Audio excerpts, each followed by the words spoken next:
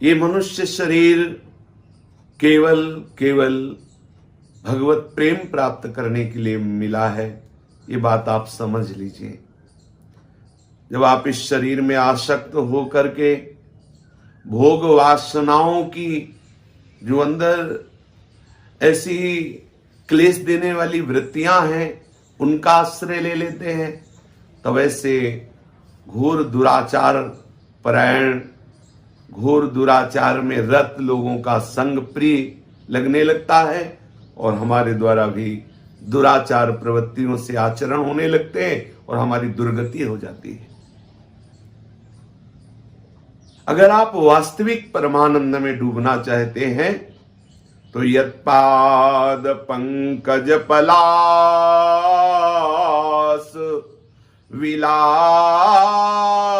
भक्त्या कर्माशयं ग्रथितमुद्ग्रथयन्ति सन्तः तद्वन्न रिक्तमतयो यतयोऽपि रुद्ध स्रोतो गणास्तमरणं भज वासुदेवम्।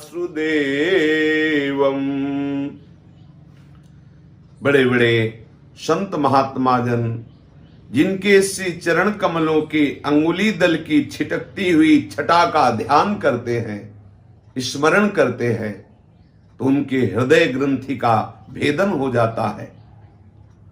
जो उनके अहंकार रूप देहाभिमान रूपी हृदय ग्रंथि है वो छिन्न भिन्न हो जाती है।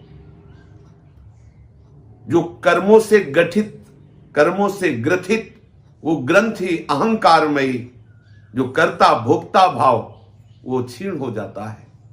बड़े बड़े महापुरुष जिनके श्री चरणों की अंगुली दल छटा का ध्यान करते हैं, स्मरण करते हैं और स्मरण ध्यान के प्रभाव से अपने उस देहाभिमान रूपी ग्रंथि का छेदन कर देते हैं, कर्तृत्व भोक्तत्व भाव रहित होकर परमानंद में मगन हो जाते हैं। समस्त जो इंद्रियों की चंचलता, विषयों की तरफ आकर्षण है, वो शांत हो जाता है। कितनी अद्भुत महिमा है। जब हम प्रभु के चरणों का आश्रय न लेकर के अहम से युक्त होकर कोई साधना करते हैं तो ये इंद्रियां, ये मन, ये अहंकार हमें वास्तविक वस्तु का बोध नहीं होने देता। इंद्रियां चंचल, मन चंचल, अहम वृत्ति बढ़ने लगती, मैं ऐसा करता हूं। लेकिन वही उपासक जब प्रभु के चरणों का आश्रय ले लेता है, उनके श्री चरणों की अंगुली दल की छटा का ध्यान करता है, दैन्य भाव से उनके नाम का स्मरण मानो पुकार रहा है प्रभु को, तो प्रभु की कृपा से इंद्रियां शांत होने लगती हैं, मन की चंचलता शांत होने लगती है।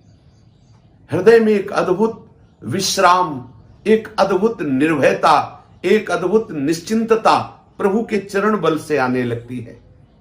उसके समस्त कर्म छिन्न भिन्न हो जाते हैं, इंद्रिया प्रत्याहार शांत हो जाती है, अंतःकरण निर्विषय होने लगता है और सबके आश्रय प्रभु उसके हृदय में प्रकाशित हो जाते हैं।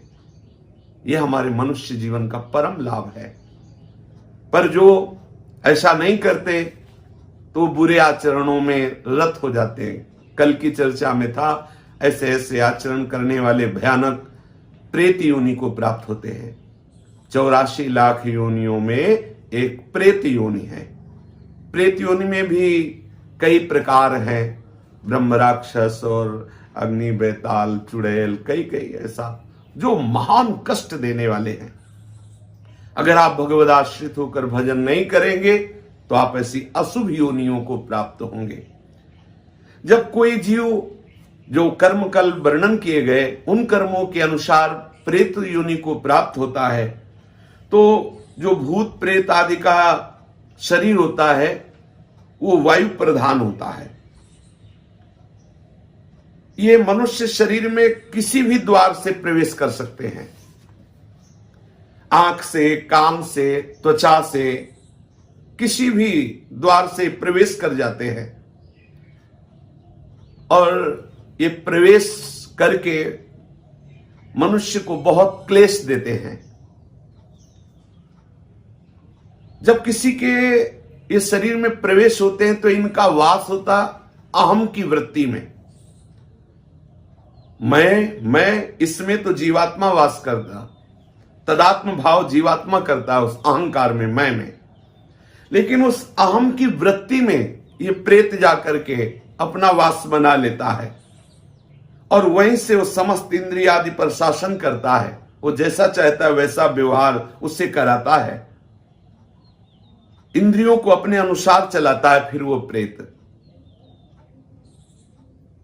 कभी कभी कर्मों का भोग प्रकट होने पर एक शरीर में कई प्रेत आकर के वास कर देते हैं और उसको महान कष्ट देते हैं।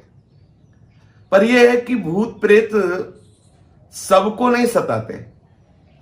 ये स्वतंत्र नहीं कि जिसको बनाया उसके ऊपर चढ़ गए, उसे क्लेश देने लगे। ये मल द्वार से, मूत्र द्वार से, नेत्र द्वार से, घ्राणेन्द्रिय के द्वार से, श्रवणेन्द्रिय के द्वार से, त्वगेन्द्रिय से ये प्रवेश कर जाते हैं। अहम वृत्ति में जाकर के इंद्रियों पर शासन करते, नाना प्रकार के क्लेश उस शरीर को देते हैं। लेकिन ये हर एक शरीर में प्रवेश नहीं हो सकते, इनके ऊपर शासन ये मनमानी नहीं कर सकते। भगवान भूतेश्वर के शासन में संपूर्ण सृष्टि के भूत रहते हैं और जब किसी जीव का वैसा कर्म बिगड़ जाता है तो उसको दंड देने के लिए वो छूट दे देते हैं, तो वो प्रेत उसके ऊपर चढ़ जाता है, उसको वैसी ही बुद्धि दे दी जाती है। बुरी दशा आने के पहले बुद्धि बदली जाती है। वो जाएगा पीपल के नीचे पेशाब कर देगा, श्मशान में ऐसे समय में जाएगा, संध्या काल, मध्याह्न काल, मध्य रात्रि, या संयोगवशात कर्म के अधीन होकर के वो प्रेत उसके सामने आएगा, वो उसे बोल देगा, कोई ऐसी घटना घटेगी, वो अपवित्र होगा, वो उसके शरीर में चढ़कर उसे क्लेश प्रदान करेगा। पर एक पक्का समझ लीजिए, कोई भी प्रेत स्वतंत्र नहीं है कि जब वो जिसको चाहे सता दे, ऐसा नहीं है। आपका जब कर्म बिगड़ेगा, आप अपवित्र होंगे और ऊपर से भूतेश्वर का इशारा होगा, तब वो भूत आकर के आपको दंड देगा। ऐसे स्वतंत्र योनि नहीं तो फिर क्या है, जब जिसको चाहे वो परेशान करे, किसी के शरीर में जाकर के खूब खाए पिए और तो बड़े आनंद का विषय, फिर उसको दंड का। भूत योनि में जो जीव जाता है जलता रहता है।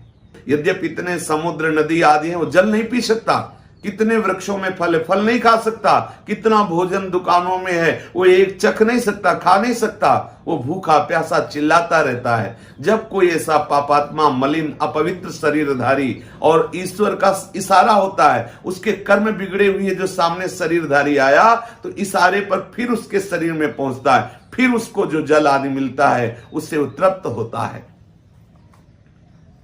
मनुष्य का कोई बुरा कर्म का जो भोग आता है तभी इनका संयोग होता है। भूत प्रेत उसमें तभी प्रविष्ट हो सकते हैं। ऐसा नहीं है कि वो मनमानी किसी को भी वो सतावे, किसी को भी वो दंड दे। कर्मों का भोग जब तक बना रहता है तब तक उनके शरीर में रहते हैं। जहां कर्म भोग समाप्त हुआ, कोई न कोई निमित्त बनेगा, उसको भागना पड़ेगा। ऐसा नहीं कि किसी शरीर में वो बहुत काल तक बराबर रह सके। यदि रह रहा है तो कोई न कोई कर्म भोग उसका है जो उसको निपटा रहा है। भूत प्रेत कभी कभी संत महात्माओं के सामने भी देखे गए हैं। ये भूत प्रेतों का कर्म समाप्त होने का समय आता है, उनकी योनि समाप्त होने का समय आता है, तब वो संतों के समीप जाते हैं। जो भजनानंदी, भगवत प्राप्त महात्मा या भगवत प्राप्ति की प्रबल लालसा वाले संत जन है, इनके दर्शन से, इनके संभाषण से, उनके सानिध्य में आने से उसके सारे कर्म जो प्रेत योनि बनाने के हेतु हुए थे वो सब नष्ट हो जाते हैं और वो मुक्त हो जाता है प्रेत योनि से। इसीलिए संतों के सामने जाते हैं। ऐसी अशुभ योनियां तुम्हें कभी सताए ना, इसके लिए बहुत सुंदर उपाय है। शास्त्र वेत्ता महापुरुष कहते हैं कि पहली बात तो जैसे वृक्षों में है कोई कील गड़ी हो, तो यदि आप भगवत शरणागत हैं, गले में कंठी है, तिलक लगाए हुए, नाम जप कर रहे हैं, तो अगर उस वृक्ष से कील उखाड़ेंगे तो वो आपके ऊपर कोई आक्रमण प्रेत योनि नहीं करेगी। हो सकता है वो कील किसी ने प्रेत को वहां अभिमंत्रित करके कील दिया हो और आपने से खिलवाड़ में कील निकाल दिया, संयोग आपका कर्म संयोग बना, तो वो फिर आपके ऊपर। या कोई बोतल जैसे है वो जमीन में गड़ी हुई है, उसमें प्रेत आत्मा को कील दिया गया किसी तांत्रिक ने, वो आपके द्वारा निकाली गई या फोड़ी गई तो आपके ऊपर हावी हो जाएगा। ऐसा होने पर भी यदि आप गले में कंठी धारण किए हैं, नाम जप कर रहे हैं, तो ये भयानक प्रेत योनि आपका स्पर्श नहीं कर सकती, प्रकट भले हो जाए, उसकी इतनी सामर्थ्य नहीं कि वो आपका स्पर्श कर सके। प्रेत योनि तभी आक्रमण करती जब आप अपवित्र होंगे, मुंह जूठा होगा, आप अपवित्र होंगे, आप भगवत विस्मरण किए होंगे, गले में कंठी नहीं होगी, आप भगवत आश्रित नहीं, तभी ऐसा होता है। एक प्रातःकालीन बेला पर घूमने गए थे तो एक भयानक प्रेत प्रकट हुआ, तो घबरा गए, गिर गए। प्रेत ने उनका स्पर्श नहीं किया, थोड़ी देर खड़ा रहा, वो उनसे कुछ बोले नहीं और चल पड़े। प्रेत ने रोका भी नहीं, क्योंकि उनके गले में वो आकर के फिर संतों से मिले, बातचीत की कैसा, तो वो कोई भय प्रदान नहीं किया, अपने आप भय करके गिर गए, उसने स्पर्श भी नहीं किया, उसकी हिम्मत भी नहीं थी बोल दे। उन संतों ने बताया कि गले में तुम कंठी पहने थे, कुछ नियम भजन का करते थे, इसलिए किसी की ताकत नहीं कि तुम्हें छू सके। भगवान नाम में, भजन में बड़ी सामर्थ्य है। यदि किसी को ऐसा लग रहा हो कि उसे प्रेत बाधा सता रही है, प्रेत बाधा क्लेश दे रही है किसी को भी, तो एक बहुत सहज उपाय है, हमारे शास्त्रवेत्ता महापुरुषों ने वर्णन किया है। यदि हम भगवत चरणारविंद का आश्रय ले लें और ये वचन बिल्कुल पक्के विश्वास पूर्वक मान लें, बोले यश्च भागवतम शास्त्रम वाचैदर्थतो निशम जन्म कोटि कृतम पापम नश्यते नात्र संशयः। यदि श्रीमद् भागवत महापुराण का उसको श्रवण कराया जाए, अगर आप संस्कृत का ज्ञान रखते हैं तो अच्छा, नहीं तो किसी विद्वान के द्वारा पक्का समझ लो, वो निश्चित प्रेत का भी उद्धार हो जाएगा और जिसके शरीर पे प्रेत आया होगा वो प्रेत बाधा से मुक्त हो जाएगा। करोड़ों जन्मों के पापों का नाश, ये वांग्मय स्वरूप श्री कृष्ण का है। यश्च भागवतम शास्त्रम वाचेदर्थतो निशम जन्म कोटि कृतम पापम नश्यते नात्र संशया। अर्थ सहित श्रीमद् भागवत का श्रवण या कथन करने से करोड़ों जन्मों के पाप नष्ट हो जाते हैं और निश्चित निश्चित उस प्रेत का भी उद्धार हो जाएगा और जिसके ऊपर प्रेत आया है वो भी प्रेत बाधा से मुक्त हो जाएगा। देखो, धुंधकारी महान भयानक प्रेत, जब गोकर्ण जी ने श्रीमद् भागवत कथा श्रवण कराई तो 7 दिनों में सूखे बांस की गांठ में वो बैठा हुआ था, वो गांठें फट गई और वो भगवत पार्षद होकर, कोई साधना नहीं हुई उससे, केवल श्रीमद् भागवत का श्रवण किया तो वो भगवत स्वरूप होकर दिव्य विमान पर बैठकर भगवत धाम को गया। महाभयानक प्रेत, बुरा आचरण करने वाला धुंधकारी। तो श्लोकार्धम श्लोक पादम वा पठेद भागवतम चयः नित्यम पुण्यमवाप्नोति राजसूयाश्वमेधयोः। जो पुरुष एक श्लोक याद कर ले भागवत का, मानो संस्कृत का ज्ञान नहीं है, तो एक श्लोक, कृष्णाय वासुदेवाय हरये परमात्मने प्रणत क्लेशनाशाय गोविंदाय नमो नमः, आधा श्लोक इतना ही बोल दे, कृष्णाय वासुदेवाय हरये परमात्मने। सामने आपके चाहे जितना भयानक प्रेत हो टिकेगा नहीं। श्री कृष्ण का वाग्मय स्वरूप, महामंत्र स्वरूप श्रीमद् भागवत है। एक श्लोक, आधा श्लोक यदि आप उच्चारण करते हैं तो राजसूय अश्वमेध आदि यज्ञों का फल स्वाभाविक आपको प्राप्त हो जाता है। कोई भय आपके सामने टिक नहीं सकता, कोई बंधन आपको बांध नहीं सकता। आप उच्चारण करके तो देखिए, आप रट करके तो देखिए। बोले उक्तम भागवतम नित्यम कृतम च हरिचिंतनम तुलसी पोषणम चैव धेनूनाम सेवनम समम। ये महामहिमा में उपाय है जो श्रीमद् भागवत के श्लोक का, श्री ठाकुर जी की सेवा, उनका चिंतन, श्री प्रिया प्रीतम की सेवा, राधा नाम की सेवा, ठाकुर सेवा, शालिग्राम सेवा, इनका चिंतन, या तुलसी जी का सिंचन, तुलसी जी की आरती, तुलसी जी की सेवा, गौ माता की सेवा, ये जो करता है तो कभी उसे कोई बाधा परास्त नहीं कर सकती। प्रेत आदि तो स्पर्श ही नहीं कर सकते। जो ठाकुर सेवा करते हैं, गले में तुलसी धारण करते हैं, श्रीमद् भागवत का श्लोक याद किए हुए हैं, और जो हरि चिंतन करते हैं, गौ को ग्रास देते हैं, चारा देते हैं, सेवा कर, ऐसे पुरुषों को प्रेत छू नहीं सकते। हाँ, अपना उद्धार कराने के लिए सामने प्रकट हो सकते हैं।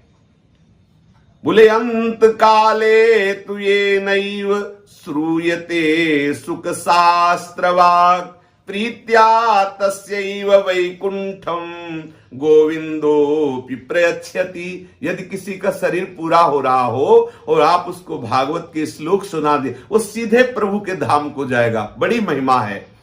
गोपाल सहस्त्र नाम, विष्णु सहस्त्र नाम, हनुमान चालीसा, श्रीमद् भागवत के श्लोक, भगवान नाम कीर्तन, ये महामहिमा में साधन है। कोई भी भूत प्रेत पिशाच ब्रह्म राक्षस ये आपका स्पर्श नहीं कर सकते यदि तुलसी धारण किए हो।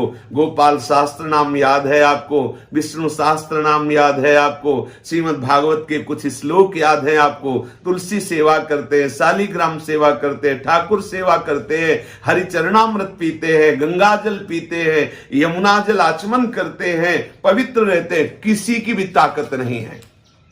भगवान नाम कीर्तन करने वाले को कोई सामर्थ्यशाली त्रिभुवन में नहीं जो परास्त कर सके। इसलिए जीवन का परम लाभ श्री हरि चरणों का आश्रय लेकर शरीर को पवित्र रखो, खूब भगवान नाम चिंतन करो, शास्त्र विहित कर्म करो, सबको सुख पहुंचाने की चेष्टा करो, तो ये जो दुर्गति है इससे बच जाओगे। ये जो महान क्लेश देने वाले घातक अशुभ विनायक हैं, इनसे आप बच जाओगे। भगवान नाम महामहिमा में गरज रहा है। खूब नाम कीर्तन करो, प्रभु के आश्रित रहो, यही जीवन का परम आनंद है। श्री राधा वल्लभ लाल की जय।